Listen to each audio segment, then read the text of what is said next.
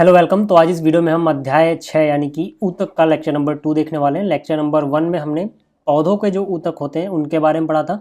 जो लेक्चर 2 है इसमें हम जंतु ऊतक के बारे में डिटेल में पढ़ने वाले हैं और इस वीडियो में आपका ये चैप्टर कंप्लीट हो जाएगा।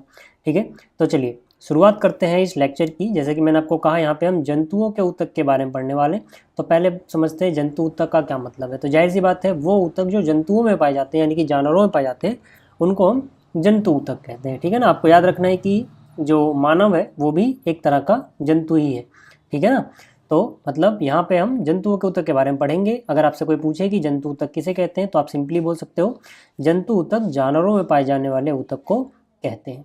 ठीक है ना, और ये पौधों के ऊतक से भिन्न होते हैं, ये हमने देखा था। ठीक है, तो जंतुओं में मेनली 4 तरह के ऊतक पाए जाते हैं, आपको याद रखना है। कौन कौन से हैं वो? एपिथेलियमी ऊतक, संयोजी ऊतक, पेशीय ऊतक और तंत्रिका ऊतक। तो मुख्यतः ये 4 तरह के ऊतक हैं। ठीक है, और इनको फिर से सब कैटेगरी में जो ठीक है डिवाइड किया गया है। जैसे एपिथेलियम को सल्की, घनाकार, स्तंभाकार, स्तरित। ठीक है ना, ऐसी संयोजी ऊतक के अलग अलग प्रकार हैं, रक्त, अस्थि, उपस्थि, लसिका, वसा। ठीक है, पेशीय ऊतक के अलग अलग प्रकार है, कंकाली पेशी, मृदु पेशी, हृदय पेशी। और तंत्रिका ऊतक तो मेनली तंत्रिकाओं से बना होता है, न्यूरॉन से बना होता है। ठीक है, तो ये सारी चीज़ें ठीक है ना, मैंने आपको जो यहाँ पे भी शॉर्ट में दिखाई है यही हम एक एक करके बिल्कुल डिटेल में पढ़ेंगे। तो चलिए शुरुआत करते हैं। सबसे पहले हम यहाँ से यानी कि एपिथेलियमी ऊतक से शुरू करते हैं जंतु ऊतक की कहानी। ठीक है, तो देखो एपिथेलियमी ऊतक या एपिथेलियल ऊतक जो होता है ये मेनली क्या काम करता है? जितनी भी तरह की कवरिंग है यानी बाहरी परत जो है, ठीक है ना, चाहे आपके शरीर की बाहरी परत है या फिर आंतरिक अंगों की जो परत है, ठीक है ना, उनको बनाने का काम जो ऊतक करता है उसे हम बोलते हैं एपिथेलियल ऊतक या एपिथेलियमी ऊतक। ठीक है, तो आपको याद रखना है कि यह ऊतक शरीर की बाहरी सतह या फिर आंतरिक अंगों की जो सतह होती है या परत होती है, ठीक है ना, उनको ढकता है या उनकी जो बाहरी सतह है उनको बनाता है। ठीक है ना, इसमें कोशिकाएं घनी होती हैं और इनके बीच का अंतराल बहुत कम होता है क्योंकि इसको कवर करना होता है बाहर से। ठीक है, तो कार्य मेनली आपको समझ में आ गया होगा, सुरक्षा करना, प्रोटेक्शन करना बाहर के इन्वायरमेंट से। बाहर से कुछ अवशोषित करना है, कुछ सोखना है, या फिर अंदर से कुछ सीक्रेट करना है। जैसे पसीना निकलता है आपका तो त्वचा के माध्यम से ही निकलता है। ठीक है, तो मतलब अंदर से अगर कुछ स्राव हो रहा है तो वो, ठीक है, या फिर संवेदनशीलता को दिखाना। ठीक है, तो ये इसके कार्य हैं। ठीक, जो एपिथेलियम ऊतक है, ठीक है ना, इसको 4 अलग अलग कैटेगरी में बांटा गया है। पहला है शल्की एपिथेलियम ऊतक, दूसरा है घनाकार एपिथेलियम ऊतक, तीसरा है स्तंभाकार और चौथा है स्तरित शल्की।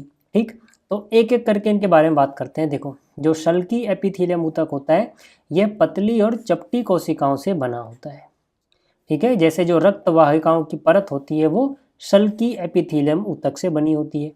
जो घनाकार एपिथेलियम ऊतक होता है यह क्यूब यानी कि घन या घनाभ के आकार की कोशिकाओं से बना होता है।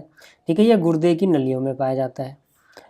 स्तंभाकार, जिसे हम पक्षमाभी एपिथेलियम भी कहते हैं, यह लंबी और स्तंभाकार कोशिकाओं से बना होता है और यह आंत की भीतरी परत पे पाया जाता है। अगर इनके बारे में अगर आपके डिटेल में पूछेंगे तो ये पूछेंगे कि इनकी कोशिकाओं का आकार कैसा होता है, चपटी होती हैं या फिर मोटी होती हैं, लंबी होती हैं, या फिर इनका पूछ लेंगे कि कहाँ पर, ठीक है ना, कौन से अंग की परत को ये बनाती हैं।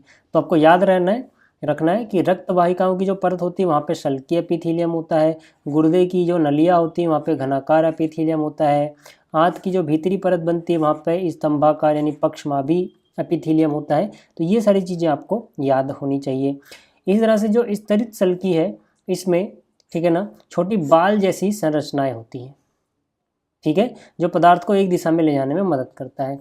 जैसे जो श्वसन मार्ग है आपका, ठीक है, वहाँ पर जो परत बनी है, ठीक है ना, उसकी वो स्तरित शल्की से बनी होती है। ठीक है, क्लियर हो गया इतना? तो इनके बारे में आप अच्छे से देख लेना। इसके बाद बात करते हैं संयोजी ऊतक की, जिसे बोलते हैं कनेक्टिव टिश्यू। ठीक है, तो संयोजी ऊतक जो होता है यह ऊतक कोशिकाओं को एक साथ जोड़ने और अंगों को सहारा देने का काम करता है। और इस ऊतक की कोशिकाओं के बीच में बहुत सारे अंतःकोशिकीय पदार्थ होते हैं। ठीक, तो कार्य समझ में आ ही गया होगा, अंगों को सहारा देना या फिर संरचना प्रदान करना, ऊतकों को जोड़ना और शरीर में अलग अलग पदार्थों का परिवहन करना। जैसे रक्त भी एक तरह का संयोजी ऊतक है। तो रक्त में आप जानते हो जो आपने भोजन खाया, जो भोजन पचा, वो रक्त में घुल के ही अलग अलग अंगों तक जाता है। जो आपने सांस ली, जो ऑक्सीजन है वो ब्लड में घुल के ही इधर उधर जाती है, यानी परिवहन वाला जो काम है जैसे रक्त करता है। रक्त एक तरह का संयोजी ऊतक है, तो संयोजी ऊतक का एक और काम है परिवहन करना भी। सहारा देना और संरचना प्रदान करने के अलावा परिवहन भी संयोजी ऊतक का एक कार्य है। प्रकार देख लेते हैं या उदाहरण देख लेते हैं संयोजी ऊतकों के। जैसे रक्त हो गया, अस्थि हो गई, उपस्थि हो गई, एरियोलर ऊतक हो गया, ठीक है, लसिका हो गया, वसा ऊतक हो गया। ये सभी संयोजी ऊतक के प्रकार हैं या उदाहरण हैं, आपको याद रखना है। कई बार आपके एग्जाम में, ठीक है, पूछ लेंगे कि भाई 4 ऑप्शन दे देंगे आपको, कहेंगे इनमें से कौन सा संयोजी ऊतक है। तो जो भी संयोजी ऊतक मैंने यहाँ पे लिखे हैं आप इनको अच्छे से दिमाग में बिठा लेना, ठीक है। जैसे रक्त की बात करें हम, तो आप जानते हो रक्त एक तरल संयोजी ऊतक है ना, लिक्विड की फॉर्म में पाया जाता है, जो शरीर में ऑक्सीजन हो गया, पोषक तत्व हो गया और अपशिष्ट पदार्थों का परिवहन करता है, ठीक है ना, कार्बन डाइऑक्साइड का भी परिवहन करता है, ठीक है। और अस्थि आप जानते हो हमारी हड्डियाँ, ठीक है। तो जो अस्थि ऊतक होता है ये कठोर ऊतक है जो शरीर को संरचना और समर्थन प्रदान करता है। तो अस्थि भी एक तरह का संयोजी ऊतक होता है। उपस्थि यानी कार्टिलेज, यह लचीला ऊतक है जो शरीर के जोड़ों में कुशन का काम करता है, ठीक है। एरियोलर ऊतक जो होता है ये ढीले संयोजी ऊतक का एक प्रकार है। एरियोलर के बारे में पूछा जाता है, इसके कार्यों के बारे में पूछा जाता है, इसलिए मैंने इसके कार्य भी यहाँ लिख दिए। एरियोलर ऊतक जो होता है ये ढीले संयोजी ऊतक का एक प्रकार है। यह कशेरुकियों में संयोजी ऊतक का सबसे व्यापक रूप में पाया जाता है, ठीक है। और ये हमारे पूरे शरीर में ही पाया जाता है और ये कई तरह के काम करता है। जैसे यह त्वचा और मांसपेशियों को जोड़ता है, यह अंगों के अंदर के रिक्त स्थान को भरता है, यह क्षतिग्रस्त ऊतकों की मरम्मत करता है, ठीक है, सूजन में भी अहम भूमिका निभाता है और आंतरिक अंग जो हैं, जो इंटरनल ऑर्गन है, उनको सहारा भी देता है। तो एरियोलर के बारे में अलग से पूछा जाता है, इसको अच्छे से समझ लेना। क्लियर हो गई बात, ठीक।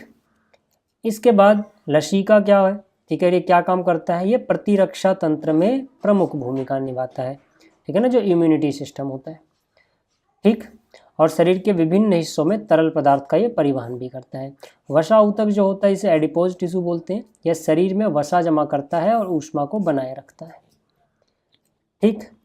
इसके बाद अगर मैं बात करूं मस्कुलर टिश्यू यानी पेशीय ऊतक की, ठीक है, तो जो पेशीय ऊतक, जो आपकी मांसपेशियां बनी हुई है वो मेनली पेशीय ऊतक की बनी होती है, ठीक है। यानी कि यह ऊतक संकुचन और विश्राम के लिए विशेषीकृत होता है, सिकुड़ सकता है, फैल सकता है, ठीक है। जो हमारे अंगों की गति होती है मेनली वो नियंत्रित किसके द्वारा की जाती है, पेशीय ऊतक के द्वारा। हमारी मांसपेशियों के द्वारा ही हमारी गति नियंत्रित होती है, ठीक है। तो कार्य तो आपको अंदाज़ा लग ही गया होगा कि गति प्रदान करना, जैसे चलना, भोजन का पचना, रक्त का संचालन करना, मेनली पेशीय ऊतक के कार्य हैं।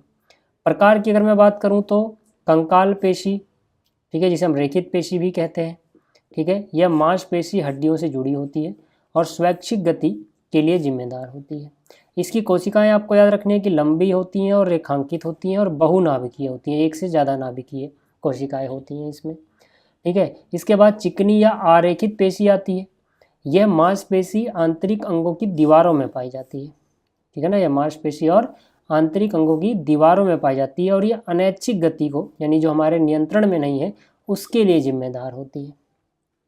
हृदय पेशी जो होती है मेनली हृदय में पाई जाती है और हृदय की धड़कन को नियंत्रित करती है, ठीक है ना। हृदय पेशी की खास बात क्या है कि ये बहुत ज़्यादा सिकुड़ सकती हैं, फैल सकती हैं और पूरे लाइफ टाइम, ठीक है ना, फैलती सिकुड़ती रहती है, जिसकी वजह से आपका दिल धड़कता रहता है, ठीक।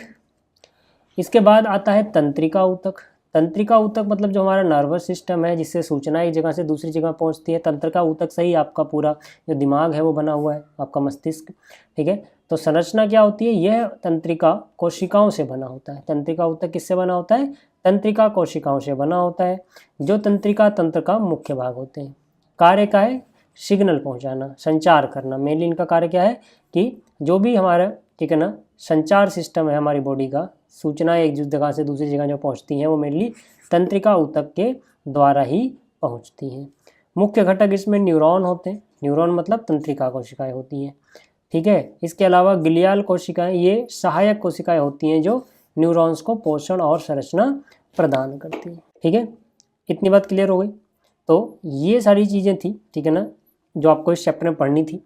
इसके अलावा इस चैप्टर के जो क्वेश्चंस हैं वो भी आपको मिल जाएंगे जल्दी ही, ठीक है। तो आप इनको अच्छे से देख लेना और इस चैप्टर को अच्छे से समझ लेना। ये PDF में नोट भी मैं आपको दे दूँगा। Thank you.